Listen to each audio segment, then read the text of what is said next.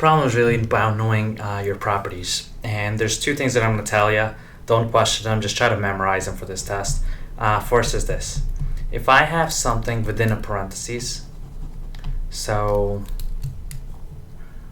let's say if there's, instead of that, let me change that f of x to g of x, so it's similar to the problem here.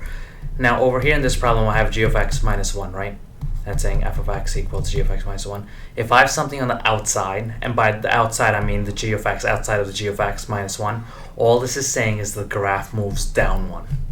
On the other side, if I had f of x equals g of x plus 1, and I don't have anything out here, all this is saying is the graph moves left 1. If it's positive, it's opposite of what you think. So think about inside lies. Whatever's inside the parentheses, it lies to you. If it's positive, you would think it goes right, but it's really going left. So if it's something inside the parentheses, what's happening to that graph is going to shift left if it's positive. But if I said g of x minus 1, that would imply that the graph is shifting right 1.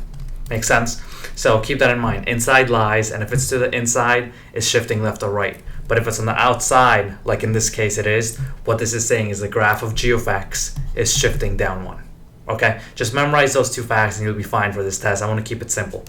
Now, going back to this problem, let's apply this rule. So I have f of x equals g of x minus 1, and this graph is a graph of function g, so I know that this whole graph moves down 1. So imagine if this whole thing moves down 1, the question is saying what is the y-intercept? If the y-intercept right now is at 3, and this whole thing moves down 1, and you know my new y-intercept now will be at 2, because this whole graph will just look something like this then. Make sense? So the answer here should be 2, because my new y-intercept now will be 2. That's it. So keep these two facts in mind. Watch this video again if you need to, jot it down somewhere. I'm telling you, this will come in handy if something like this, if a problem like this comes across again.